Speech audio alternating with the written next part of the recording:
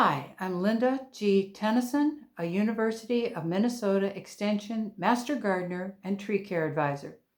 This is a volunteer program where volunteers are educated about fruits, vegetables, flowers, climate change, food preservation, and horticultural subjects. One of the ways we volunteer is by speaking at our county fairs and at the Minnesota State Fair Dirt Stage, where you may have seen me doing presentations on starting seeds indoors or dividing perennials and houseplants. And I hope to be up there again in the future doing a presentation on taking care of our trees. Now, a little mini lesson for you right now.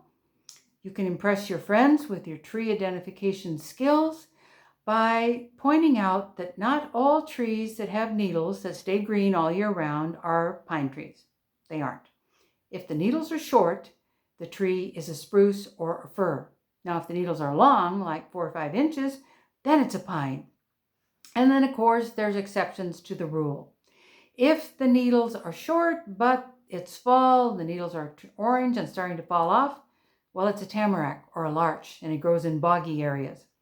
And then, of course, there is the juniper or arborvitae, which has needles that look a little like fingers with scales on them.